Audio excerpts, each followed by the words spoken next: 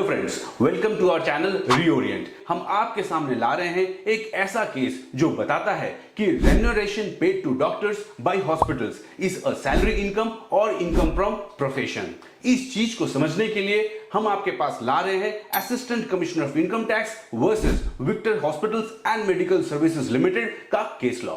Dear friends, my name is Suman Poddar and I am a chartered accountant। आज हम लोग बात करेंगे एक ऐसे केस लॉ के बारे में जो दर्शाता है classification of remuneration paid to consultant doctors by hospitals. Income tax appellate tribunal ने अपना वर्डिक्ट दिया है in regard to applicability of TDS provision in such scenarios.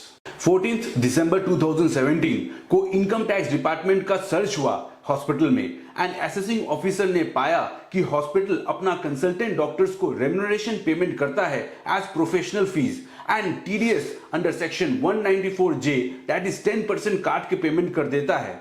But officer का कंटेंशन था कि टीडीएस तो 192B दैट इज सैलरी के हिसाब से कटना चाहिए एंड हॉस्पिटल गलत कर रहा है एंड देयरफॉर असेसिंग ऑफिसर ने अपना ऑर्डर पास किया that company is not deducting TDS as per the provisions of the law and therefore hospital को टीडीएस विद इंटरेस्ट का पेमेंट करना होगा इनकम टैक्स डिपार्टमेंट को।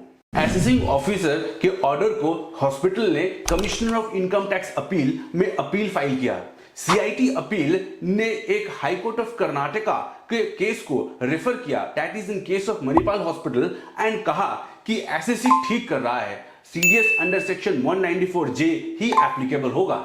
Commissioner of income tax appeals के order को income tax department ने challenge किया ITAT के पास, यानी इनकम टैक्स एपोलेट ट्राइब्यूनल के पास।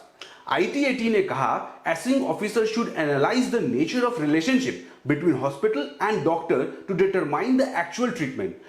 Doctors are not entitled to leave encashments, gratuity, provident fund, etc., which are related in case of employment. Therefore, employer-employee relationship exist नहीं करता है and hospital ने सही किया है by deducting TDS under section 194J. मैं आपको बताता हूं section 194J and section 192B के बारे में।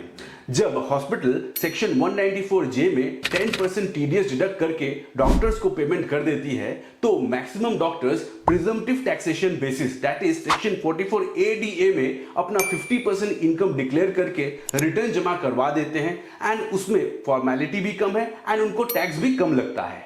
मैं आपको इस स्लाइड में एक एग्जांपल के द्वारा शो कर रहा हूं कि अगर फीस ऑफ ₹30 लाख पेमेंट किया जाए एज अ प्रोफेशनल फीस और as a salary under new tax regime तो इनकम टैक्स कितना लगेगा। Therefore friends, इस केस लॉ से हमने ये जाना कि remuneration paid to consultant doctors is eligible for deduction of TDS under section 194J। इससे hospitals as well as doctors दोनों का ही बेनिफिट है। इसी टाइप के एजुकेशनल कंटेंट्स देखने के लिए आप हमारे चैनल को फॉलो एंड सब्सक्राइब करना न भूलें। Thank you.